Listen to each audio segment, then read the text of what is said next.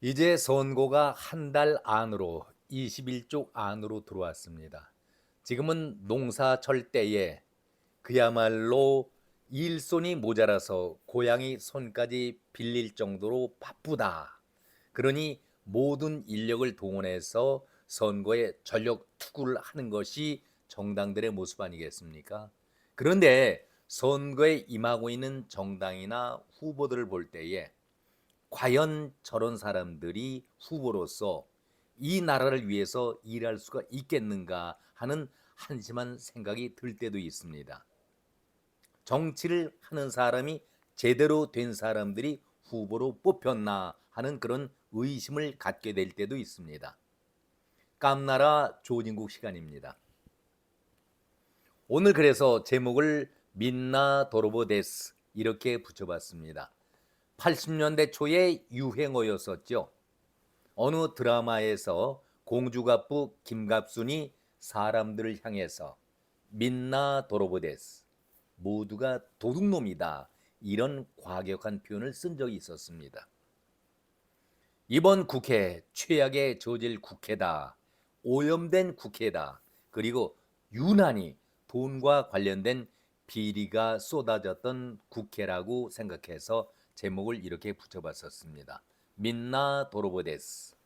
자, 이제 본격적으로 선거에 임하고 있는데 지역구에 나서고 있는 사람들도 여기저기에서 검증 자체가 문제가 있다, 검증을 똑바로 해라, 이렇게 불평 불만들을 쏟아내고 있고, 가장 애초부터 말썽이 예상되었던 비례 출마자들, 그 사람들에게 대해서는 아예 깜깜이 선거를 하는 것처럼 검증 자체가 유명무실해지고 최악의 부적격자들을 후보자로 올려 세워서 마치 막말로 얘기한다면 불량품을 끼워 팔기식으로 유권자들은 전혀 알 길이 없는 가운데 그저 투표를 하라고 얘기하고 있으니 답답할 지경 아니겠습니까? 비례대표는 사실 1963년에 전국구 의원이라는 이름으로 출발을 했습니다. 한 60여 년의 역사를 지니고 있는데 이제는 비례대표제 의원이라고 부르고 있습니다. 이 비례대표 의원들 국회에서 물론 득이 있었겠죠. 그러나 득보다는 엄청난 부작용이 더 많았던 것이 60년 정치에서 나타난 사례가 아니었습니까? 꼼수로 만들어진 제도를 떠나서 이제는 국가 안보를 위협할 그런 단계까지 이르다 보니까 위성정당, 특히 비례 제도에 대한 무용론이 끊임없이 제기가 돼가고 있는 것 아니겠습니까? 한마디로 비례대표제에 대해서는 회의론을 보이고 있는데, 아니 회의론 정도가 아니라 제도 자체에 대한 무용론이 거론이 되고 있습니다. 여러분들 기억하십니까? 돌아가신 삼성의 이건희 회장께서 1995년도 북경에서 기자들과 간담회를 가진 바 있었습니다. 이때의 이건희 회장은 기업은 2류, 정부는 3류, 국회는 뭐라고 했을까요? 국회는 4류라고 말을 했지 않습니까? 아니, 기업을 하는 사람이 무슨 배포로, 무슨 배짱으로, 무슨 용기를 가지고 정부를 3류라고 비하를 하고 국회를 그 아래 단계 바닥으로 4류라고 혹평을 했었을까요? 기업할 사람이 정부에게 아첨을 떠는 것이 그 당시에 풍조였었고, 입법을 통해서 도움을 받고자 하는 것이 기업가들의 하나의 그 바람이었었는데, 국회가 맨 꼴찌 바닥 사류라고 얘기할 정도라면 볼장 다 본 것도 아니겠습니까? 한마디로 기업을 너 하고 싶지 않느냐, 이렇게 반문들 하지 않았겠습니까? 그러면은 기업의 정부라든가 국회에서 얼마나 압박과 압력이 거세지겠습니까? 그런데도 우리가 정신을 차리지 않으면은 영원히 도태가 된다. 무너진다. 망한다. 제발 우리 모두가 정신을 좀 차리자. 이런 말, 이런 뜻 아니겠습니까? 그리고 그 2년 전에 1993년에 마누라와 자식 빼고서는 다 바꿔라. 이렇게 말을 한 적이 있었습니다. 이런 충격의 말을 왜 했을까요? 그때도 우리 정치가 가장 낙후화되고 비리와 부정, 부패가 많았기 때문에 기업이 기업을 하려고 했어도 정부가 도와줘야 하고 또 국회가 법으로서 힘을 실어줬어야 하는데 오히려 제동을 걸고 압박을 보이고 구속을 하고 감시하려고 하는 것이 그때의 정치 풍토 아니었었습니까? 이런 가운데 이건희 회장은 쓴소리를 내뱉었던 것 아니겠습니까? 그 말을 한 이후에 2024년이니 30여 년의 세월이 흘렀습니다. 자, 그렇다면은 이건희 회장이 그렇게 살았을 때의 독한 얘기를 했었는데 지금 다시 30년이 지난 오늘의 국회를 바라보면서는 어떤 말씀, 무슨 말씀을 할 수 있겠습니까? 내가 그럴 줄 알았다. 그때보다 나아지기는커녕 아주 쓰레기들의 집합소, 범죄인들의 집합소로 전락을 해버렸으니 이제 이 국회가 사료가 아니라 불량 제품 집합소, 폐기 처분을 해야 할 그런 단계가 아니겠느냐, 이렇게 토로를 하지 않을까, 저는 개인적으로 그런 생각을 해봅니다. 그때도 부정, 불의, 비리가 만연했었지요. 엉망이었었죠. 그러니까 사료란 얘기를 한 것 아니겠습니까? 그런데 그런 사람들이 발각이 되거나 수사를 받게 되면은 어떤 모습을 보였습니까? 바로 그 자리에서 그 직을 내려놓고 자기의 직책을 내려놓고 법의 심판을 받던지 자리를 물러서고 정계 은퇴를 한다거나 아니면은 옛날에는 최소한 부끄러움을 알고서 양심을 보이던 것이 그때 정치인들의 모습 아니었습니까? 그런데 이번 국회에서는 방귀낀 놈이 성을 낸다라고 오히려 죄를 짓고서도 뻔뻔하게 자리를 지키려고 온갖 꼼수와 편법 비리를 다 동원하고 있는 것 아니겠습니까? 우리가 직접 작년에 보질 않았었습니까? 이것은 정치가 아니죠. 뒷골목의 양아치들도 이렇게 지저분한 행동들을 하지 않는데 선량이라고 하는 의원들 나리께서 그러한 것을 골라가면서 꼼수를 부렸던 것이 지난 국회 아니었습니까? 국회 안에서 비리라든가 정말 볼 수 없었던 그러한 만행들을 펼치면서도 저들은 부끄러운 줄을 몰랐던 것이 지난 국회 아니었습니까? 사법당국은 어땠습니까? 부정과 비리 속에서 재판을 3년, 거의 4년 임기를 마칠 때까지 사법부는 국회 편을 들면서 재판을 미적거렸던 것이 또한 사실 아니었었습니까? 저들은 늘 사법당국은 법은 만인 앞에 평등하다 이런 소리를 외칩니다. 그런데 이재명의 경우는 어땠습니까? 범죄 소명이 됐다라고 얘기하면서도 당 대표이기 때문에 구속의 필요성을 느끼지 않는다. 이게 말입니까? 이게 재판장, 판사의 입에서 나올 소리입니까? 이런 사람이 판사라고 법복을 입고 정의를 부르짖고 있으니 법원 현관 로비에 가보면은 정의의 여신상이 있지요.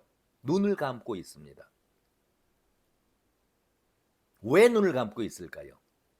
공평하게 좌나 우로 치우치지 않고 공평하게 재판을 하라 해서 눈을 감고 오로지 정의만을 바라보겠다는 그런 표정 아니겠습니까?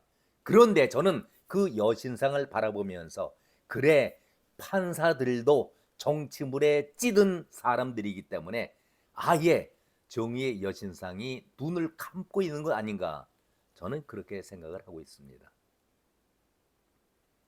다시 국회로 돌아가겠습니다. 국회가 역대 국회 가운데서 가장 무능하고 추한 모습을 보였던 국회였다, 저는 그렇게 말을 합니다. 방탄 옷도 입고 꼼수와 야합 그리고 위장 탈당, 입법 자체를 무능 무력화시켰던 그런 국회의원들 아니었었습니까? 비리가 어느 국회보다도 더 많았던 그런 국회였었는데 범죄를 저지른 사람들이 고개를 숙이기는커녕 오히려 고개를 뻣뻣이 들면서 떳떳하게 큰 소리 외치는 것을 여러분들 많이 보지 않으셨습니까? 그런 자들이 한결같이 나라 걱정을 합니다. 검찰 독재 운운합니다. 정권 심판 얘기를 꺼내고 있습니다. 아니, 범죄자들이 감옥에 가야 될 사람들이 오히려 적반하장격으로 이렇게 나라 걱정, 검찰 독재, 정권 심판을 외치고 있으니 참으로 황당한 일 아니겠습니까? 그 가운데 대표적인 사람이 민주당 대표인 이재명 아니겠습니까? 국회를 완전히 오염시키고 쓰레기장으로 만들었던 것이 이재명 아니겠습니까? 역대의 어느 당 대표가 이렇게 많은 범죄에 연루가 돼서 주에 2번, 3번씩 재판을 받으러 가고 있고 지금 선거철인데도 재판에 나서야 하는 그런 입장 아니겠습니까? 그리고 검찰의 수사 대상이 되고 있는 것도 얼마나 많이 있습니까? 그런데 이재명이 반성이라든가 침묵을 지키기보다는 오히려 독소를 퍼붓고 있는데 얼마 전에 폐륜 공천이라고 국민의힘을 공격을 해댔었습니다. 한동훈 위원장에게 국민의힘은 폐륜 공천을 했다 이렇게 공격을 해야 되니까 한동훈 위원장이 이재명이 폐륜 공천을 말하니까 처음에는 폐륜 공천이라니요 하고 반문을 하다가 이재명의 폐륜에 대해서 형수욕설, 배우 관련 의혹, 검사 사칭, 대장동 비리, 음주운전, 정신병원 강제 입원 이런 것들이 폐륜 아니겠습니까? 일일이 나열하기조차 너무나도 많다라고 한동훈은 일소에 붙이고 있습니다. 얼마나 부끄러운 얘기입니까? 저는 이런 얘기를 듣고 보면서 정말 이 나라가 이번 선거만큼은 정말 정신 차리고 바로 해야 되겠다라는 그런 생각을 가져봅니다. 이건희 회장이 정치는 국회는 사료라고 말을 할 때만 해도 이런 처지라면 그때의 부정과 비리에 연루된 사람들은 그 자리에서 말없이 내려왔었습니다. 그런데 시간이 지나고 30년이 지나서 모든 것이 모든 분야가 선진화돼 가고 있는 이 나라에서 정치만큼은 오히려 더 뻔뻔해지고 가증스럽고 위선과 꼼수를 떨고 있는 것이 우리 국회의 현실 아니겠습니까? 이재명이 그런 얘기를 했었죠. 당 대표가 3D 직종이다. 다시는 하라고 하지 말아라. 이런 거짓 위선을 유 세장에서 하고 있었습니다.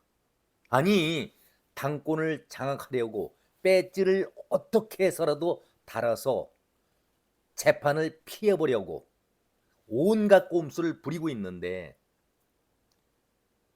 당대표는 3D 직종이라 피하고 싶다, 다시는 맡고 싶지 않다, 앞뒤가 많은 얘기를 했어야지요. 이런 사람이 나라의 지도자가 되겠다고 하니 이 나라 정치가 깨끗할 수가 있겠습니까? 참으로 답답한 것 아니겠습니까? 한마디로 더럽고 추한 모습을 다른 사람들이, 아, 이재명도 이렇게 빠져나가고 있구나, 그렇다면 나도 무조건 배지를 달아야 하겠다, 그리고 군소 정당이지만 나도 당 대표를 해보겠다, 옳거니 바로 이재명이 나에게 살 길을 알려주지 않았느냐, 이렇게 얘기하고 있는 것입니다. 대표적인 사람이 조국 아니겠습니까? 이참에 나도 이재명처럼 꼼수와 함께 위선을 떨면서 정치를 해보겠다. 한마디로 이재명을 통해서 배운 것이죠. 한마디로 양아치와 같은 잡범들이 한결같이 내세우고 있는 것이 앞에서 말씀드렸듯이 민주화된 나라, 바로 서는 나라, 깨끗한 정치를 하는 나라, 검찰 독재로부터 자유로운 나라를 만들겠다라고 나서고 있으니 그야말로 이것이 나라입니까? 감방에 가야 할 자들이 가장 저질스럽고 양아치질 하다가 다들 똑같이 범법자들, 죄인들이지만 조국만큼은 그 죄인들 가운데서도 아주 지저분한 부끄러운 양아치질을 해오지 않았었습니까? 이것은 잡범 중에서도 하류급의 잡범 아니겠습니까? 그런데 오히려 이 나라의 독립을 위했습니까? 애국 운동을 하다가 2년형을 받았습니까? 구속을 시켜주지 않는 재판부도 문제가 되겠지만은, 그러다 보니 망둥이 날뛰듯이, 꼴뚜기가 날뛰듯이 여기저기 다니면서 선동질하고 왜곡하고 꼭 하는 일이 이재명을 닮아서 하고 있는 것 아니겠습니까? 국회가 마치 범죄인들 피고인 보호소입니까? 은폐처입니까? 조국은 한 발 더 나가서 기가 막힌 얘기를 했었습니다. 엊그제지요. 국회에 들어가면은 한동훈 특검법을 발의하겠다. 기가 막힌 일 아니겠습니까? 당장 감방에 들어가야 될 사람이 오히려 한동훈 특검법을 만들어서 발의하겠다. 못지않게 못난이 하나 사람이 있죠. 이준석이 먹튀 논란으로 국고보조금 6억 6천만 원 반환했습니까? 이번 국회가 열리면은 나도 국고보조금 반환할 수 있는 법안을 내겠다. 자기 자신들을 몰라요. 자기가 지금 어떤 위치에 처해 있는지 조국이나 이재명이나 이준석이나 자기 자신을 모르고 망발을 하고 있는 것 아니겠습니까? 한마디로 이들은 도둑들보다도 양심이 없는 뻔뻔한 자들 아니겠습니까? 이것도 부족해서 자신을 지키기 위해서 이제는 종북 좌파들 공공연하게 국회문을 열어주고 들어오도록 안내까지 하고 있는 것이 이재명 아니겠습니까? 종북 좌파들을 모을 때에 민주 세력이 하나가 되자 범야권 연합 세력을 만들어서 윤석열 정권을 종식시키자, 이것이 이재명 조국의 얘기 아니겠습니까? 사회의 거친 비난 앞에서 일단은 주춤거리고 있지만 그 대열에 들어서고 있는 것이 이재명은 물론이고 조국 또한 마찬가지 아니겠습니까? 이제는 선거를 한 달째 남겨놓지 않고 있는데 감옥에 가야 할 기생충들이 당을 만들고 숙주인 이재명을 둘러싸고 조국은 선동질을 하고 착시 현상으로 하기야 못된 이재명 보면은 아찔할 정도 아니겠습니까? 정도 떨어지겠지만은 우리 국민들 가운데서 또 이재명을 좋아하는 좌파 지지하는 사람들도 분명히 있으니까 저는 그것을 탓하고 싶은 생각은 전혀 없습니다. 아무튼 난세는 난세인 것 같습니다. 정치를 처음부터 잘못 배워온 거짓과 위선의 닮은 꼴인 이재명, 조국, 그리고 또 이준석, 감방에서 소나무당인가를 창당하고 나는 왜 구속하느냐고 불만을 터뜨리고 있는 송영길도 있지만, 아무튼 이번 총선거에는 우리가 나라를 바로 세우기 위해서는 우리 국민들이 정신을 차리는 수밖에는 다른 길이 없습니다. 나라를 혼란에 빠지게 하는 꼴, 이런 자들이 다음 국회에 또 나서야 하는지 더 이상 우리가 지켜보지 않도록 힘을 모아야겠습니다. 그래서 저는 끝마무리로 장지연이 외쳤던 시일야 방송 대고, 이런 정치 쓰레기들을 다시 보면서 목 놓아 통곡하노라, 장지연 선생이 외쳤던 그때의 외침을 오늘 결론적으로 말씀을 드립니다. 오늘은 여기까지입니다. 고맙습니다.